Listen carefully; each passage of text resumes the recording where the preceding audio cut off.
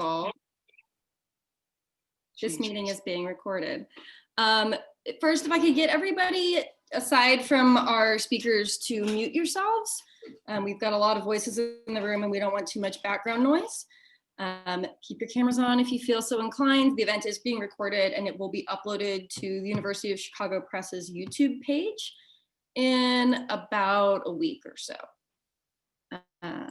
Okay, so first of all, welcome. My name is Adrienne Myers. I work at the University of Chicago Press, and I've been working with Tim Harrison on this wonderful new book.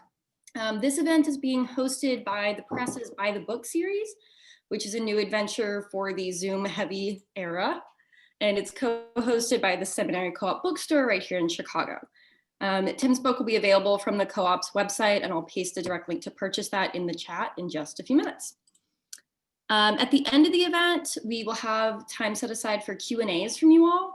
Since we have such a hefty group tonight, if you'll just pop your questions in the chat, I will read them out and then call on you at the end so it's not too much chaos. And without further ado, let's introduce the folks we have featured tonight. First off is Timothy Harrison.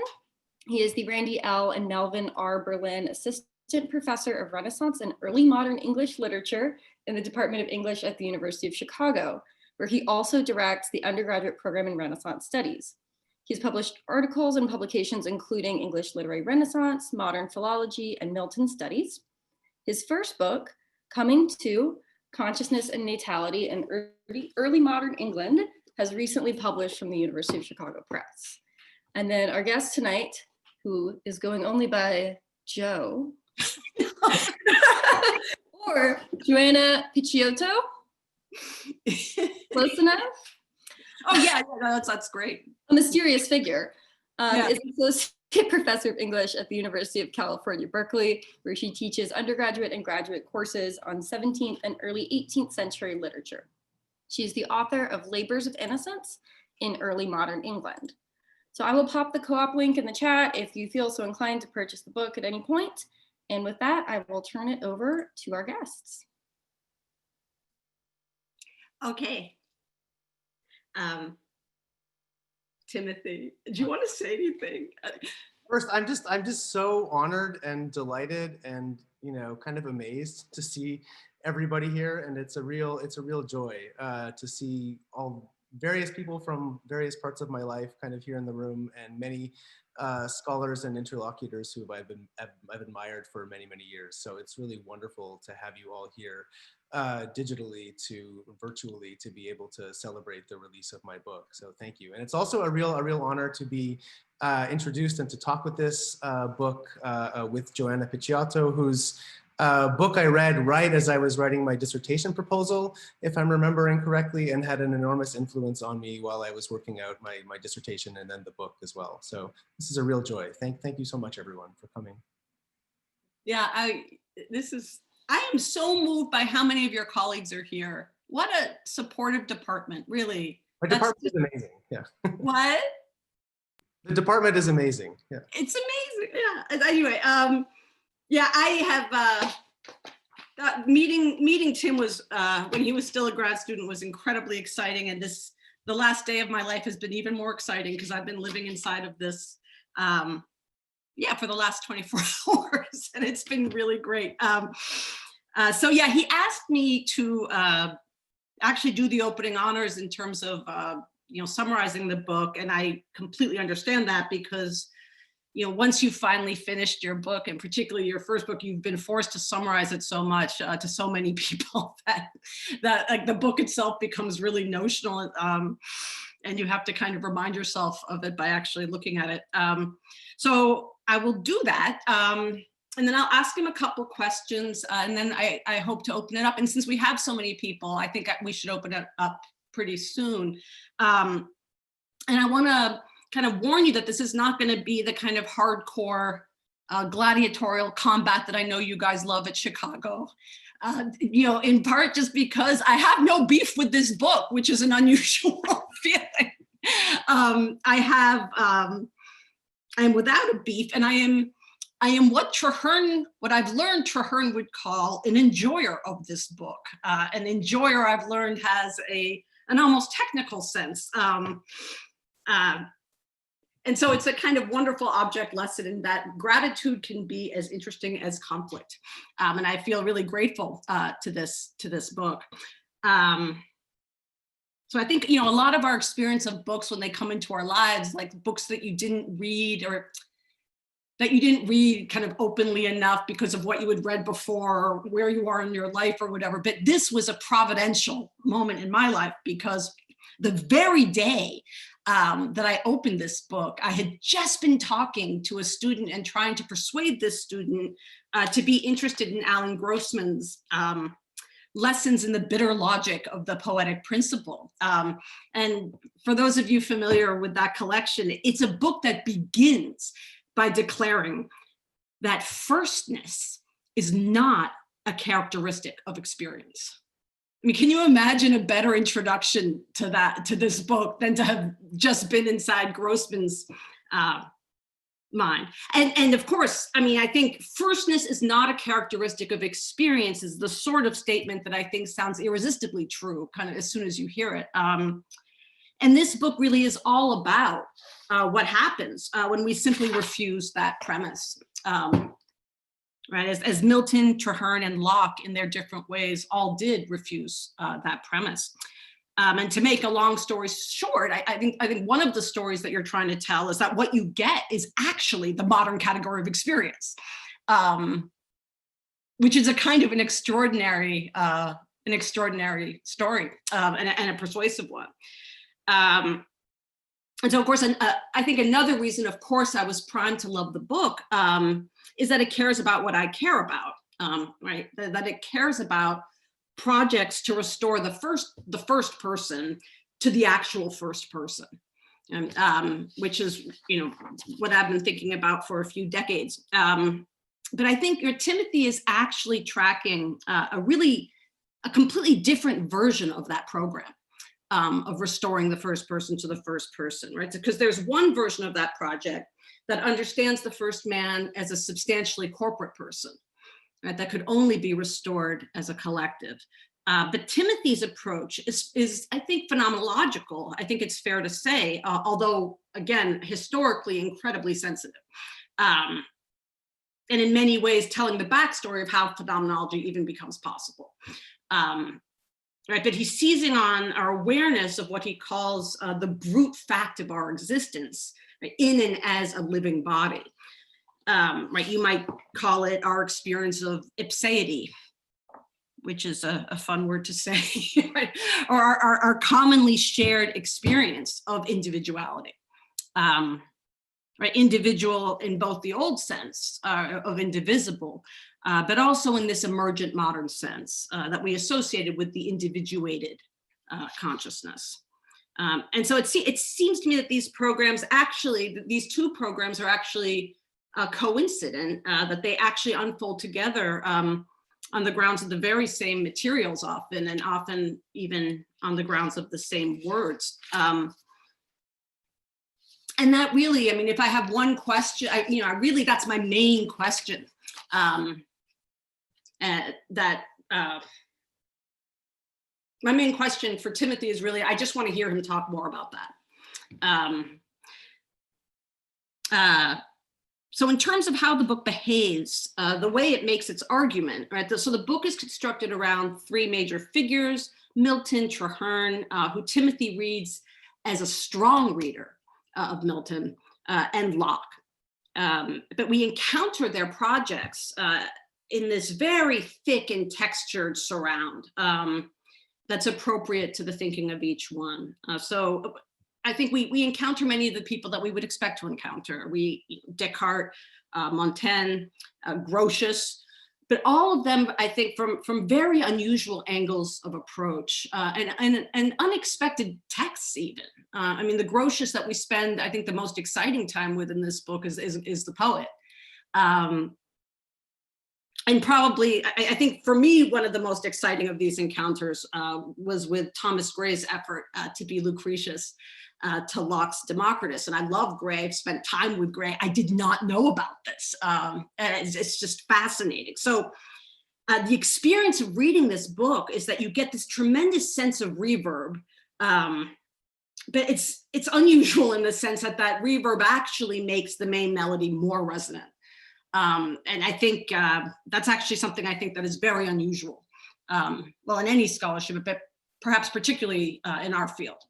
I don't think this is a field that lacks for source studies, and so much energy is put into bedding texts ever more firmly, right, into the intellectual and social contexts in which they were produced. And I really think that's one of the distinguishing virtues of this book, is that conceptual, that contextual work is never put forward to explain the text. Right? It's only to help us attend to the text better and more closely. So for all of that erudition and scholarly contextual work, this really is literary criticism. And I particularly want to call attention to the attention Timothy pays to small words and word order in Milton. And I think here the classic example, well, there's so many classic instances, but I encourage everyone to spend time with his treatment of the placement of soft in Milton's line. Really, really just good work. And I think another feature of this reverb effect is that we turn again and again to a few key lines in Milton when Adam and Eve describe their coming to, right? They're waking into consciousness. And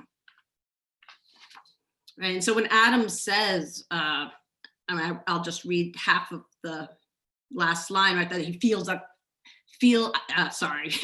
from whom I have, that thus I move and live and feel that I am happier than I know.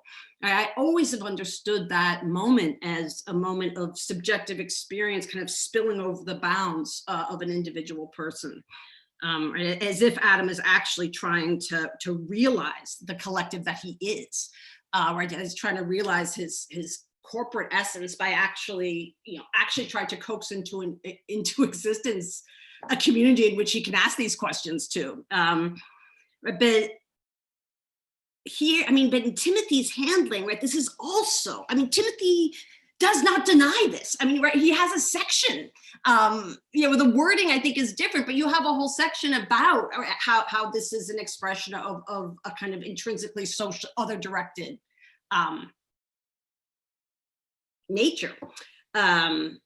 But at bottom, I think what's prior for that, I think, to Timothy is that this is an extremely individual experience in the modern sense, right, of self-awareness and the complexity of first-person thought as it is lived, where one's awareness is continually kind of outstripping one's knowledge. And I think I was really grateful for the gloss he provides. Even if you don't read this book, at least know that on page 80, he really helps us understand in a new way the beautiful, just that beautiful part I found me laid. The work you do there, I will never forget. I think I'll leave it a surprise so everyone looks at page 80, perhaps. I think that'd be a good idea. Okay, so whether or not, I think this is a feeling that eludes prepositional capture, but whether or not Timothy would agree with that, I know he agrees because he wrote that it is one that eludes propositional capture, although Milton comes amazingly close here. So that was just a really beautiful, there are many beautiful moments like that. But I think the literary interest of this book is also, of course, that literature plays a major role in the historical story that he's telling, right? So Timothy isn't just invoking poesis in that very general sense of making, nor is he just talking about fiction, since, as he rightly points out, philosophy has always worked through fictions or thought experiments. What he wants to isolate about poetry's contribution is its commitment to particularity, and a commitment that we see is stretched to the breaking point in Locke, and its arrogation to itself of the functions of praise and blame, right? That do so much to fix Adam as a regulative ideal for how a person should be. And were it not so obvious, I think, I would also add lineation itself, right? That perpetual return offered by the white space to the origin of the line's beginning, right, further stylized in a poem that keeps beginning again and again, with the repeated invocations, or in Traherne with those the frequent breaking and freaky breaking of the lines into ever smaller ones. Right, that it seems that tension between semantic and metrical organization stylizes precisely the tensions that these writers are working out between the claims of firstness, right, of origins and of experience, right, and that the way that they find a resolution to this tension is actually in the concept of consciousness, which he defines in an extraordinary moment, well, repeated and strung throughout, but this is one of my favorite formulations from the middle of the book, as simply the various somethings that appear to someone. An extraordinary and compelling definition. And it's threaded throughout the book. I mean, one of the most common phrases in the book is things showing up to someone. And about the fourth time I encountered it, I was like, well, he really likes that phrase, showing up. And it was only when I articulated out loud that I realized that you were riffing on Coming To, right? And that you're in a sense helping us read that title. Okay, so to just conclude, I want to focus on my favorite contributions of each section.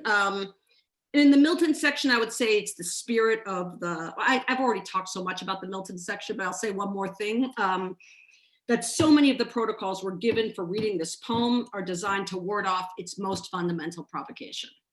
Right, the poem's insistence that paradise is not alien to us. Right, it is that familiarity that constitutes the estrangement, right? And I think this perplexing continuity with our world, Paradise's perplexing continuity with our world, is precisely the challenge. And Timothy confronts that challenge and its implications head on. Right, as he puts it, right, this is a poem that is trying to get us to experience the world as if for the first time. The Traherne, I think it's easiest appeal is, of course, that much of this material is going to be new to people since it's still being edited. As he put it, Traherne's Commentaries was rescued from obscurity and a garbage fire in 1967, right? And they're still editing it even now. And so I think the big question, or the question that most interested me in this section is again, right, to the degree to which Traherne is individuating this great adventure, right, with his insistence on a very rich prenatal life, which is fully available to his memory, if not to yours. Right, and this does kind of would seem to individuate the project quite a bit, especially given his focus on what Timothy calls an irreducible privacy or mindness at the core of whatever crosses the field of first-person thought. But even here, right, the phylogenetic and the ontogenetic are very hard to separate. And I'm going to read from page 17. Since it is prior to cultural and familial differentiation, prenatal life is perhaps as close as fallen human beings can come to the shared sameness of our species being. Even more radically, the unfallen Adam and Eve live as human beings in whom the category of humanity is exhausted. And I would also add, right, so I mean, I think, what interested me, I guess that the claim that he plucks out of Traherne that interested me the most is his complaint that we do not enjoy the fact that we enjoy a first-person perspective, that we need to be enjoyers. Our duty as enjoyers is to be forms of life, to be a form of life whose experience is structured as though the world were created for one's own enjoyment, which is a kind of a stunning concept of our duty. Right, and I think Traherne's account of how this experience is open even to insects is alone worth buying this book. It's an extraordinary Probably my favorite part in the whole book. I'm not yet convinced. I mean, there's a moment where Timothy says, right, this sounds very solipsistic, but in fact, it's profoundly intersubjective. And I'm not yet convinced of that. I'm convinced that it's common, but I'm not yet there. Only because the threshold for enjoyment is actually so high, right? That you have to be enjoying the world as if it was made specifically for you. Okay, sorry, Locke, the final section, and this is where I think the constituent tensions of the project that Timothy's tracing is felt most strongly, right? That Traherne's solution of determining the original of human understanding is unavailable to Locke, of course, right? It's blocked by his own method. So Locke is not going to make any positive claims about embryonic thought, as he makes very clear at the get-go. He has recourse to what Timothy calls a minimal mimesis, a crafting of a human being stripped of all particularities except for his status as an individual, right, and a side of consciousness. Yeah, just elegant, very satisfying conclusion. And then we have this wonderful coda where we see, had he been a less disciplined writer, all the things that would have been in the book. Right, that he was just so resolutely disciplined that he did not include. Okay, so that's what I've got for the summary. And I think, yeah, I just want to invite you, to talk about the question I keep raising. And just to get it all out of the way, maybe one way into this might be, well, you know what, pick your way into that. You mean the question about the Adam as individual versus Adam as kind of yeah. Yeah, okay, sure. First, before I do that, I just want to pick up really quickly on something you were talking about with regard to the structure of the book, which is I think the thing I'm most proud of is the way it's kind of all put together and how it hangs together. And it was really hard to figure out, but I feel like it came into place. And it's basically the whole book is a book about. Well, it's a book about what consciousness is and what the history of consciousness as a concept might be. But then the whole book is about like an instant, the instant at which consciousness kind of flares into being, which I call originary, and the, period shortly thereafter, which I call originary experience. And so the whole book is really just focused on this like one tiny moment and the kind of aesthetic and philosophical ramifications of that moment. And so you have all of these three writers writing within 2 decades of each other, kind of looking at the same imaginary moment, because of course no one can actually remember what it's like to wake up in the womb. Except for Traherne. Yeah. And with all these kind of long tails that go out historically, as Joanna was saying. Now, to answer the question about Adam as individual versus Adam as corporate. This is something I thought a lot about, having been inspired by your book a long time ago. And you have this great quote in the introduction to your book from Thomas Bradley, I think, from his Nosce te ipsum, which is something like, Adam in paradise was but our nature personated, he writes, right? But we out of paradise are but his person multiplied. And Sir Kenelm Digby, who's a person I work with quite a bit in the book, kind of in the background in his 2 treatises, has this wonderful line where he says something like, the notion of man was fully taken up by Adam alone, before, like, everything's there, it's kind of just exhausted in Adam. And I take your book, Joanna, to be saying something like, well, in a whole variety of 17th century writers, we have Milton included, right? We have, people taking Adam's unfallen way of experiencing the world to be a kind of possibility here and now, right? For learning about how the world works, but as a necessarily kind of corporate, collective, common adventure, right? Where we're working together as a society or whatever, the Royal Society, etc. Groupings of experimentalists. Come on, get to your book, come on. Yeah. Anyway, so I think that's there, right? That your point is something like Milton is training us to see to see through Adam's eyes in order to begin the collective project, right? Of trying to understand the world as Adam might have, right? Or that's one way I think of reading what you're doing in that book. And I think that's there, but I want to say both and is my answer to your question, right? Adam, so that's there. I don't want to argue with you about that, but I think that one thing Milton is also doing is trying to teach his readers about the kind of, I don't know, unfallenness in some sense of their own kind of embodied life, right? He goes to great lengths to make Adam and Eve kind of normal, you know? So a comparison that I find illustrative in this regard is there's an earlier Italian opera libretto that has Adam, that also depicts Adam waking up. It's one of the first Andreni's opera, L'Adamo. It's one of the first to do this. And Adam is like this immediate mystic who's like up there with God right away. And it's like totally strange and defamiliarized and odd. Whereas Milton's Adam like wakes up and rubs his eyes and stretches his arms and gets up and, makes mistakes and, just feels very, very recognizably. Yeah. Right?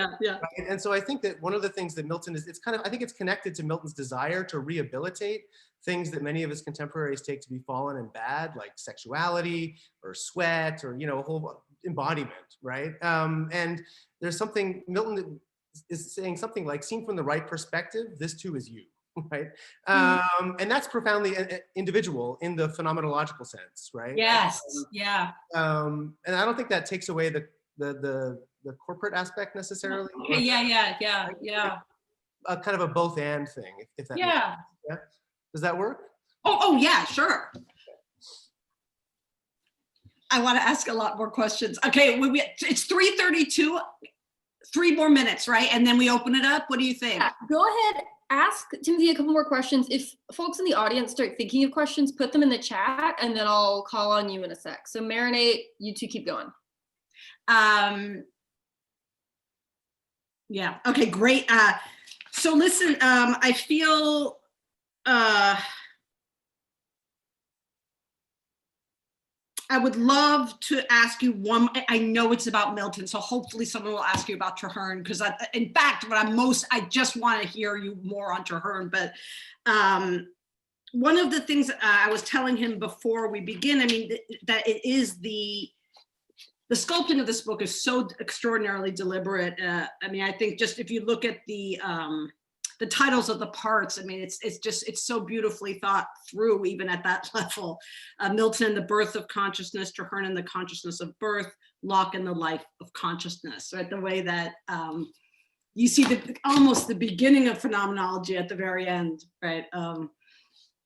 From the kind of engine of prenatal, of natal awareness that has made it possible, or Adamic awareness, or rather paradisal awareness. But within that first section, there's a kind of an astonishing decision he made, or a decision that interested me in terms of the disposition of his materials. All the exclusions, that must have been very painful. I mean, of Eve's dream, for one. But then also the fact that we begin with sin, sin's birth, which on one reading rather insists on the continuing indistinction of persons, right? I mean, you have a beautiful sentence on page 38, sin begins her existence as someone else. Great sentence. And then as we're leaving Milton land, we stop for a while with Satan. And so it's a kind of an extraordinary framing effect that I would love to hear, just on aesthetic grounds or argumentative grounds, what guided that decision? Sure. So yeah, the opening chapter begins where the poem begins, which is with Satan. After the opening invocation of Paradise Lost, you have Satan waking up in hell. And there's this wonderful line that Milton includes. He wakes up and he sees darkness visible and all these strange things. And he sees as far as angels can, right? Which is this great line. So you're put into the sensorium of this other being. And then you see as far as that, however far he sees, you see, but you have no idea what that is, of course, right? So it's a wonderful kind of defamiliarizing effect. But my decision to begin there was induced by a desire to think about the relationship between the episodes that interest me most, which is that of Eve and Adam waking up in the poem and Milton's account of that, which I think is profoundly original. And also the poem as a whole, right? So I wanted to make the claim that this isn't just about these 2 episodes. Otherwise, why would I be spending 100 pages, writing about these 2 episodes? It's about the structure of the poem, which, is fine. But the better claim, I think, is it's about the structure of the poem as a whole, right? Yes. Like Milton is obsessed with waking up. You have waking up almost in every book. And it's a kind of just a marvelous thing that he keeps coming back to over and over, the kind of estrangement of waking up. And this was the real question, right? Your question is, what is up with waking up in this poem? Yeah, that's I'm trying to think. Well, what's up? And in one sense, I mean, it's getting at.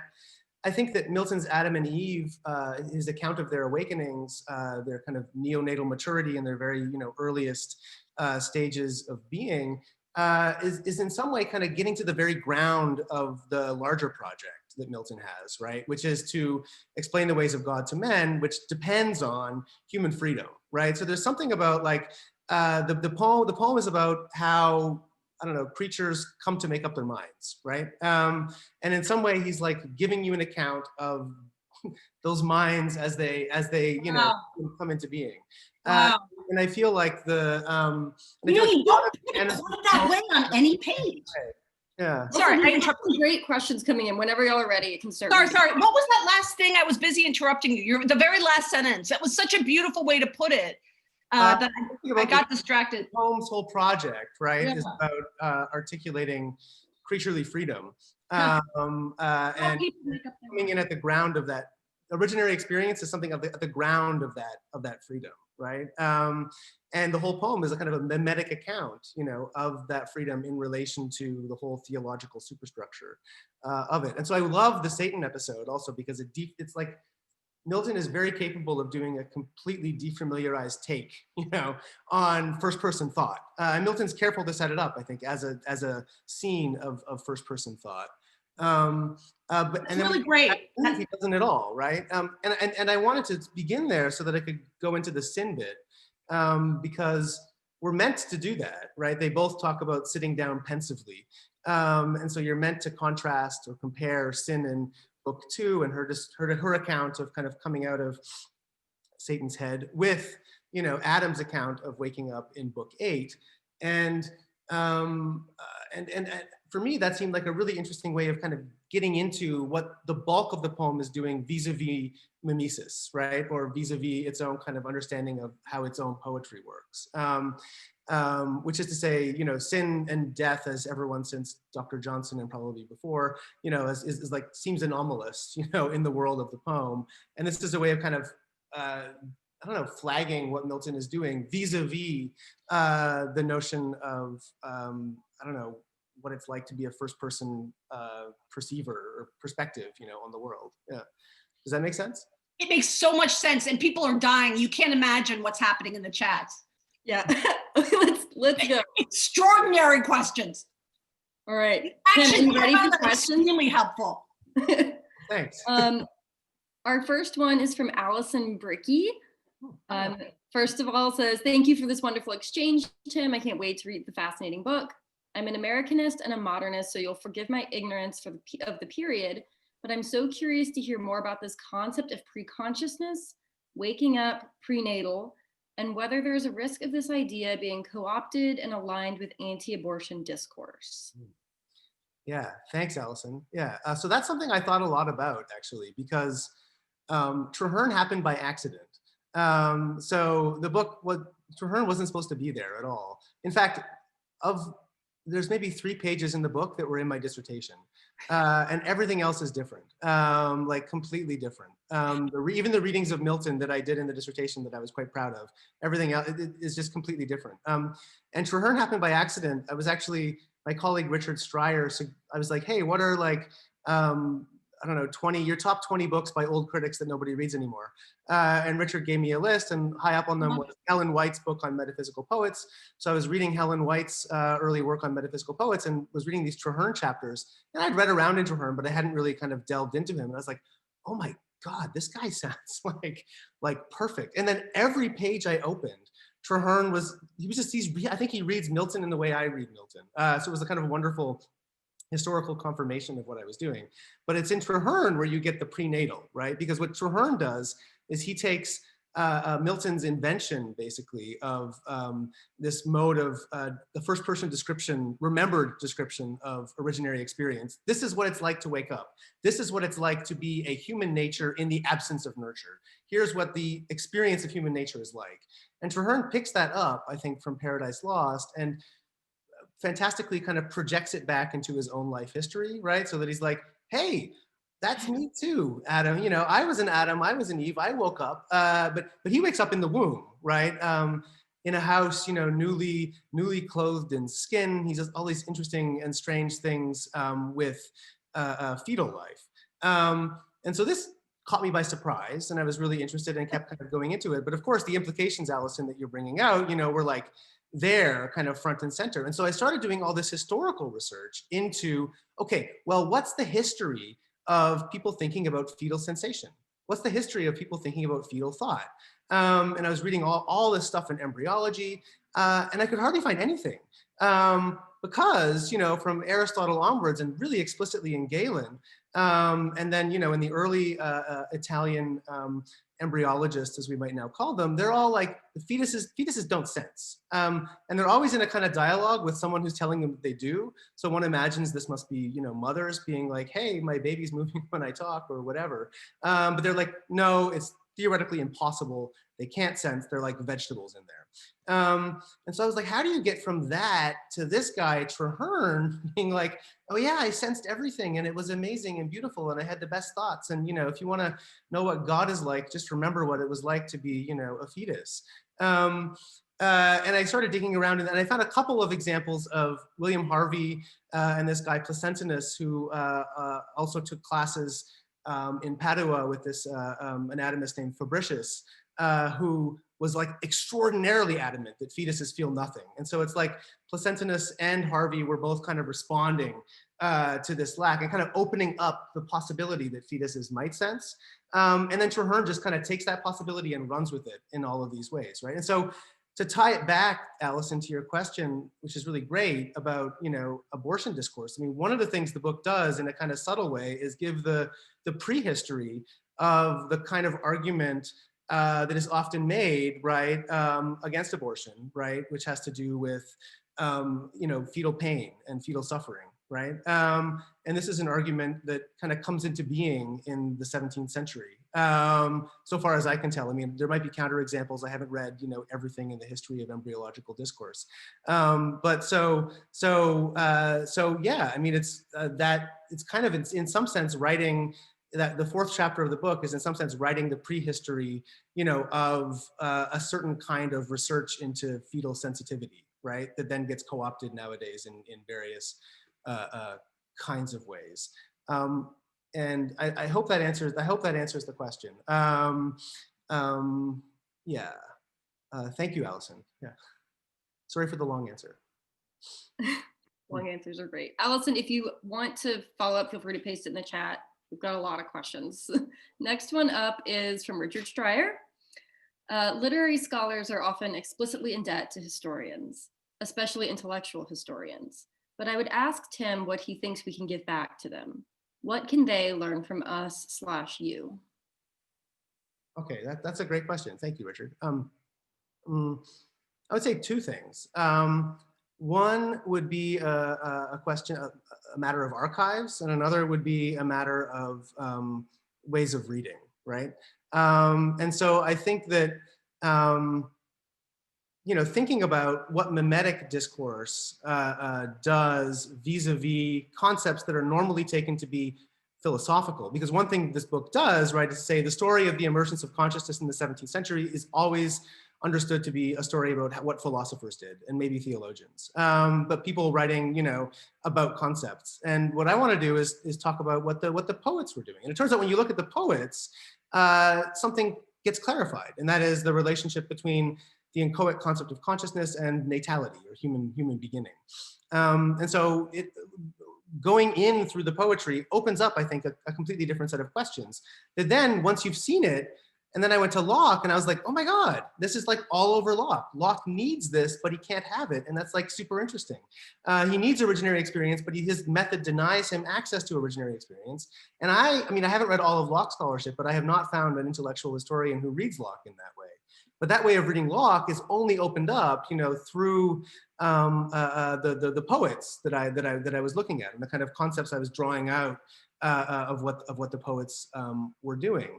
The second thing might be, I don't know, like reading mimetic literature seriously and with rigor, with sensitivity to context and language and how it works. And I think that often when intellectual historians read literature, they tend to flatten it, or that's at least a possibility on the horizon. Is kind of a sentence gets taken out of context. Look, it was there in Pope. Look, it was there. Look, it was there. And I don't know. I think that perhaps there's an opportunity for intellectual historians also to learn from the sort of methods and procedures and hermeneutic ways of operating that we as literary scholars have been fine-tuning for a very long time. So I hope that's a kind of two-pronged answer to your question. I hope that satisfies. Yeah. Looks like it. Next question from Drew Daniel. First off, says great conversation. I know Joanna touched on this, but I think it might be useful for graduate students if you talked a little more about the difference between the dissertation and the book. Because I think, and I might be wrong, that the adjustment and transformation in your case was extensive, and it might be heartening and helpful for ECS and grad students to hear a bit more about that. Yeah, sure. Thanks for the question, Drew, and thank you for coming. So I did a thing which was, I think it was the right thing to do. It was also in some ways a foolish thing to do, which was I completely got rid of my dissertation.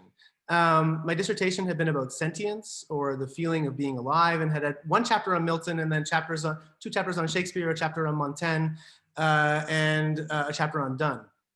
And I threw everything out except for a few pages from Milton. And I realized that kind of the most exciting thing at the heart of the dissertation was the kernel of a reading of Milton that I had begun to uncover in the dissertation and in an article that I had written. But I realized through conversations with colleagues at University of Chicago when I came here, that my framing of that reading in terms of sentience, or this feeling of being alive, was kind of foreclosing what was possible in that reading. And that if I took a wider frame and thought about it in terms of consciousness, which is to say kind of every kind of mental act that shows up as opposed to just feeling, I could unpack what was happening in Milton's poem in a fuller and more historically accurate way. And so, for me, it was the right decision. I think also because I've never been sick of my book. I think, something that happens if you change your dissertation into a book is you've been working on it for a very long time and you might get sick of it. And I was always just extraordinarily excited by writing it because it always felt like I was on the verge of, some new discovery. And so that's a good thing. The bad thing is that, if you're lucky enough to be on a tenure clock and you're writing a brand new book, it kind of feels like you're working over an abyss, right? Because it's like, oh my God, if I get writing, I remember being on leave and really needing to write a bunch of the book before my renewal file. And I was just like, if I get writer's block this month, I'm done. Like I just, because I'm not going to have this thing that is prepared that I can, fall back on and kind of edit and tweak. So for me, it was the right strategy, but it might not be the right strategy for everyone. I think it depends on your comfort with your own sense of what you can do, when you're sitting down at the keyboard. But I do think that it's a great idea to kind of be open to your interlocutors and to hear where they're pushing you, and to keep attached to your own project while still realizing how it could be otherwise. And if you have a realization about that otherwise early enough, right, in the process, then you can write a different kind of book than you might have if you move directly from, dissertation to book. I hope that answers the question, Drew. I think this sounds good. If you want to unmute yourself after to appear on the thing, you can. Okay, sorry All right, next one. Ryan Netzley asks if you can talk a little more about Traherne's propensity to use lists in his poems and how that tendency might fit with your reading of Coming to Consciousness.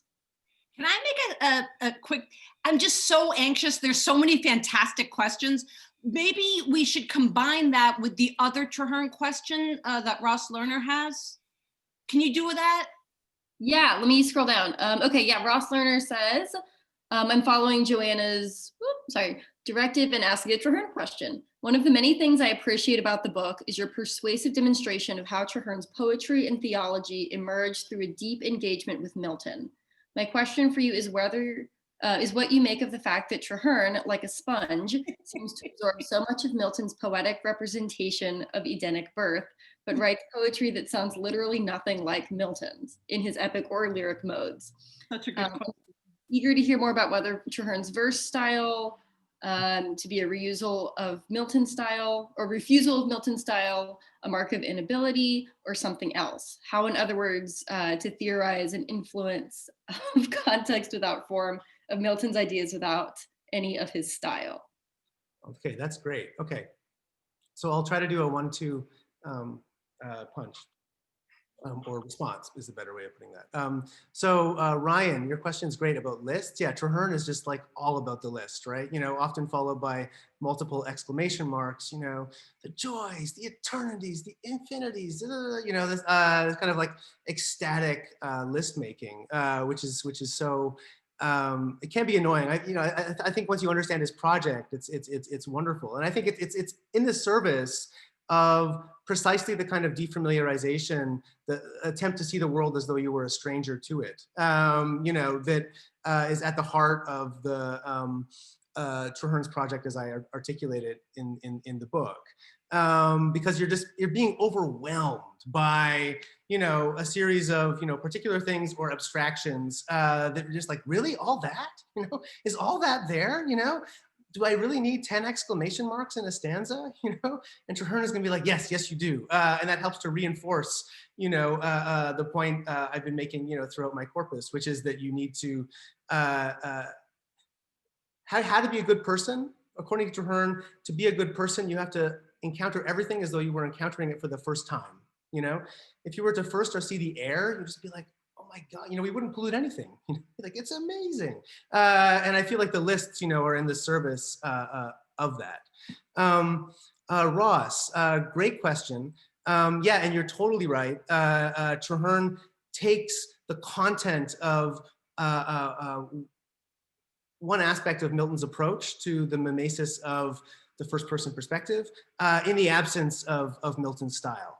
And yeah, that's a great point. And I mean, part of me wants to say that that has to do with the simplicity of Traherne's project, right? I mean, Traherne's project is about revaluing values, right? The fall happens when you enter language in a human community and you're taught to value the wrong things, you know, that fancy toy, the piece of gold, fancy positions, and you forget about the things that matter most, like the air and the earth and the trees and, you know, all of that stuff. And the grand style, you know, Milton's grand style, the sublime style, you know, I don't know if that works for articulating like absolute simplicity. Like there might be something like Traherne is there's a kind of paring down, you know, I think that happens in his verse and prose. And there's a part of the book where I talk about old critics who like to talk about his poetry as though it were prosy, right? Like it doesn't even need to be poetry. You could just like, this is Douglas Bush's stuff. You could just put it in like sentences, you know, and it will be like, it's just, it reads, his prose reads more like poetry than his poetry. And I don't think that's true because he's doing all sorts of complicated stuff with meter and line length and rhyme and various things. And so he is, but it's not ostentatious in its show, right? Whereas Milton is nothing if not ostentatious in his desire to have you see his command and, you know, all of the history of rhetoric and, you know, the history of classical literature kind of coiled, you know, within every phrase of his poems. And so perhaps it has something to do with the quality of simplicity that Traherne seeks to articulate for his readers. Yeah. There's probably other ways of answering that question too, and I would need to think about it more, but that's my first kind of like gut reaction, as it were. Right, I'm gonna read off one more question. Since we're getting close to the hour, I'm also gonna paste like final links in there. If folks wanna hang out for a little bit after, like party on, we can do that. But we also know that Zoom fatigue is a real thing. So I'm gonna read this question. Let's go with Pierce Brown. That was the next one in line. I'm gonna read Pierce's question, post some links. Feel free to hang out for a little longer. Feel free to go about your business, whatever you choose. Okay, so Pierce wants to ask a question that goes in the other direction, not from individual to collective, but back from individual towards separate matter and soul. Dunn uses inanimate to describe the moment when body and soul come together. If we think of Adam's awakening as a moment when the soul enters the clay or flesh from which he's been made, what's the difference between coming to and coming alive? Oh, great. Yeah, that's a great question. I talk about this at length actually in the second chapter of the book, kind of reading Raphael's account of Adam's creation over against and alongside Milton's account of Adam's creation in De Doctrina Christiana. And I mean, one of the really cool things that Milton does in the De Doctrina, and I think that you can also pick up on in Paradise Lost, is he kind of like eliminates the breath of life as a necessary thing. God molds Adam. Adam is alive. Because, you know, Milton wants to say in the human body, there is no difference between kind of soul and body. It's like one, you know, animate whole, right? This is why he's a mortalist. And his account of Adam's creation is really interesting because he doesn't know what to do with the breath of life. He has to do something with it, right? Because it's there in the Bible. But in De Doctrina, and I think also in Raphael's account in Paradise Lost, he's trying to undercut it or kind of put it off to the side. Like that work's done. You know, you don't need the breath. The soul, like God made it. It's animate. That's it. And so in some sense, I mean, Milton is, I don't know, the interanimation or the inanimation, you know, happens always already. You know, as soon as the body is made, that's it. And there's a kind of perhaps a way of trying to eliminate the possibility of a dualistic way of understanding human life. I mean, this requires the kind of reading of De Doctrina as parallel to what, you know, in order to open up what happens in Paradise Lost. But I like my reading. You can read it and tell me what you think of it. I hope that answers the question. Are there others? Should we keep going, or where are people at? There's so many. If y'all want to continue hanging out, we can absolutely do that. But let's, for anyone who needs to head out because it's 6, let's give a quick round of applause for our speakers tonight, and then we can unmute and party, whatever. Thank you all so much for coming. Thank you both so much. There's links to our YouTube channel where the event will appear in a week or so, Seminary Co-op's bookstore, the Buy the Book series. Feel free to come back for more events, check things out, and unmute yourselves and chat as if this were the end of a regular event. Okay, great. So if you